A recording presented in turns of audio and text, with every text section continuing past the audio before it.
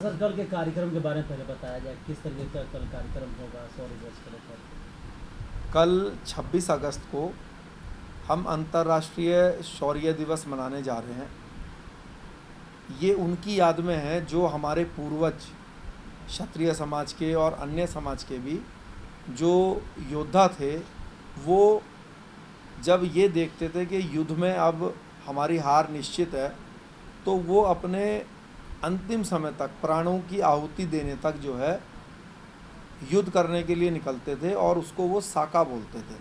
उसमें वो लोग केसरिया पगड़ी बांध के और अपने अंतिम लड़ाई के लिए अपने आखिरी प्राणों के तक लड़ने के लिए जाते थे, उसको साका बोलते थे।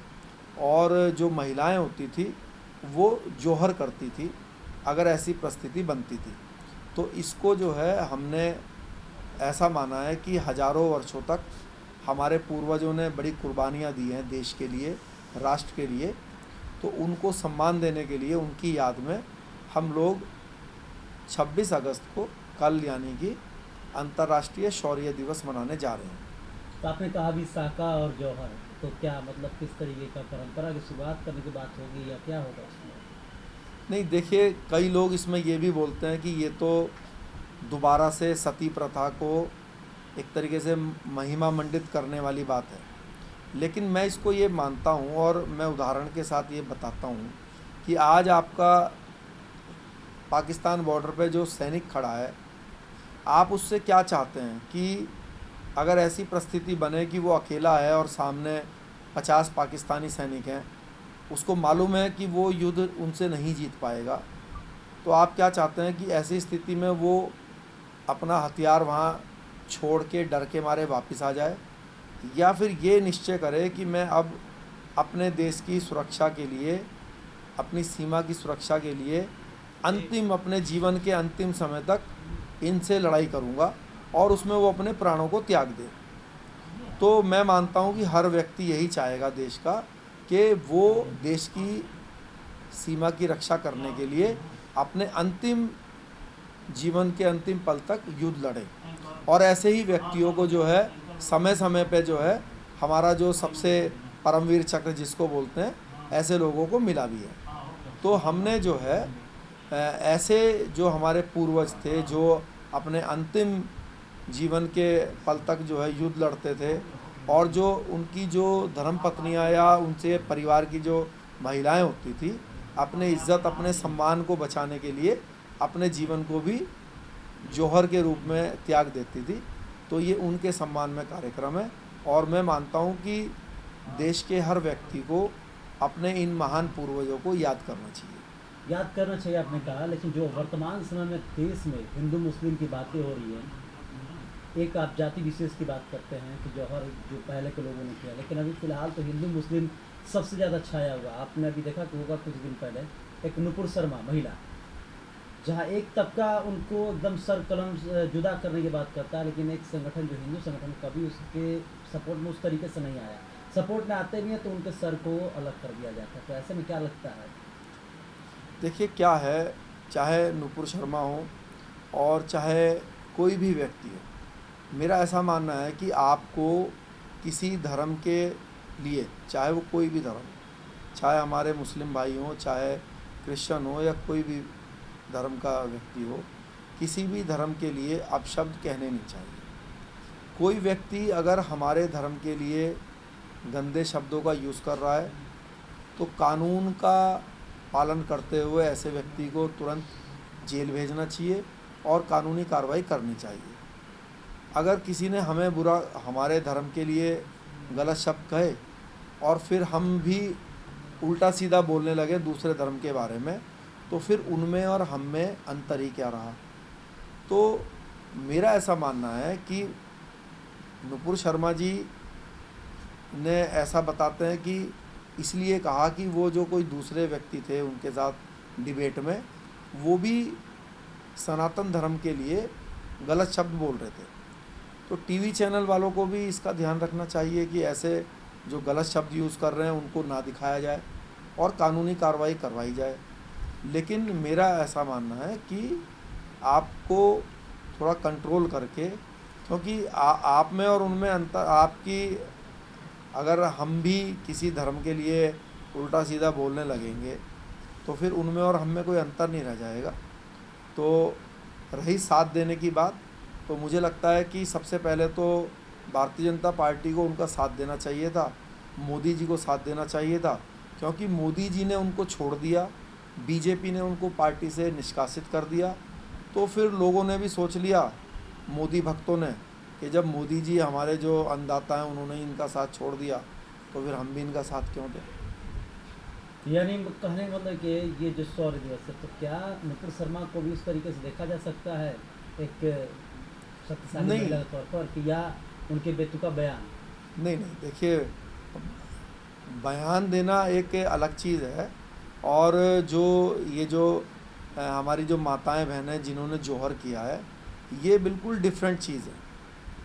ये जो जौहर है और जो साका है, ये तो जो उस समय जो परिस्थितियाँ थी, जो आक्रमणकर्ता आते थे, उनसे अपना सम्मान बचाने के लिए, उनसे अपने देश की रक्षा करने के लिए वो लोग अपने प्राणों की आहुति देते थे, पुरुष भी और महिलाएं भी। लेकिन ये तो एक, इनका और इनका तो कोई कंपैरिजन ही नहीं है।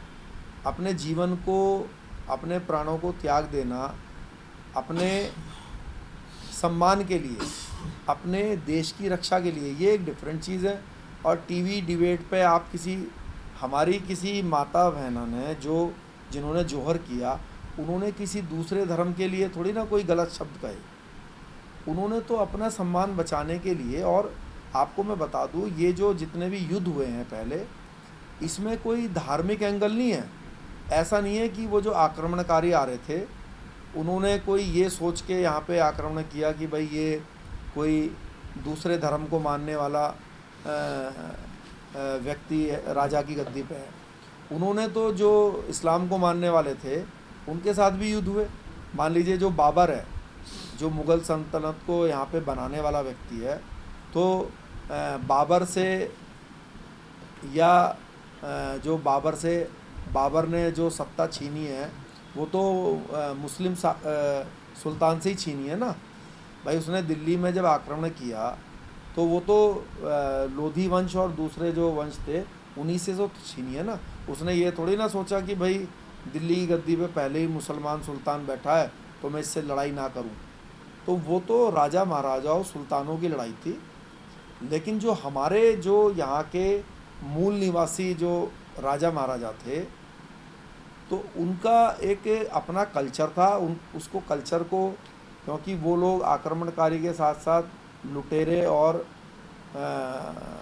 गलत प्रवृत्ति के भी लोग थे, तो उनसे अपने देश की रक्षा करना, उनसे अपना सम्मान बचाना, उस चीज़ के लिए उनको अपने आहुति अंतिम देनी सवाल पड़ी। पूछना चाहूँगा, शौर्य दिवस को लेकर क्या पूरा तैयारी हो चुका है?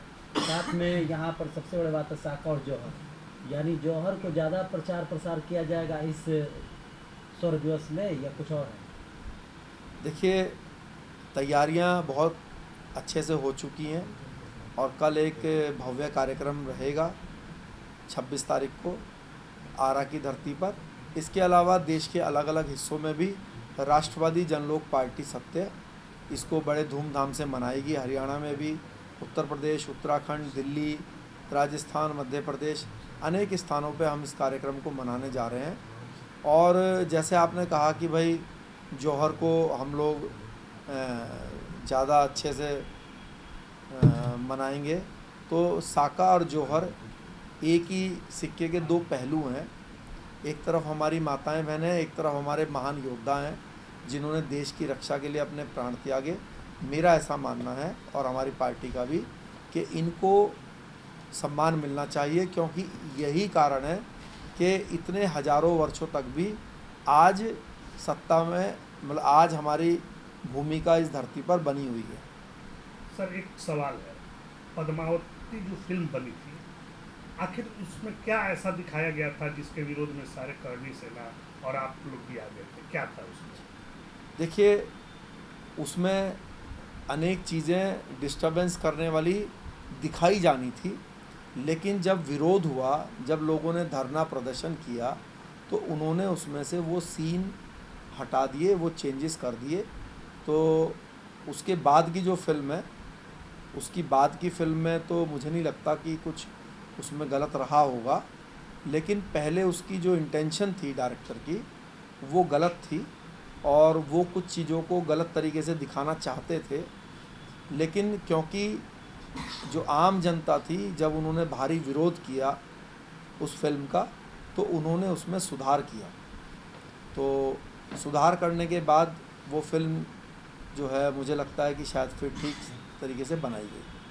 चाय की दुनिया में शिव शक्ति परिवार 1965 से लाखों ग्राहकों की चाय से बेहतरीन सेवा करता आ रहा है। हमारे आपके लिए खास है, ये चाय नहीं एहसास है। पीजिए खुशी से, पिलाइए खुशी से। बंगाल गोल्ड चाय।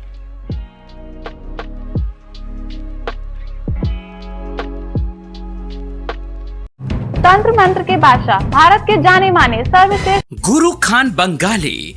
मिलेगा हर समस्या का समाधान गारंटी के साथ। भटको चाहे जहां, काम होगा सिर्फ यहाँ। गृह कलेश, कर्ज मुक्ति, प्रेम विवाह, जादू टोना, पति पत्नी में अनबन, सौतन या दुश्मन से छुटकारा, विदेश यात्रा में रुकावट, फिल्मों में प्रवेश और कोर्ट कचहरी जैसी समस्याओं का समाधान। गुरु खान बंगाली 3 घंटे में पाएं घर बैठे समाधान। अभी फोन करें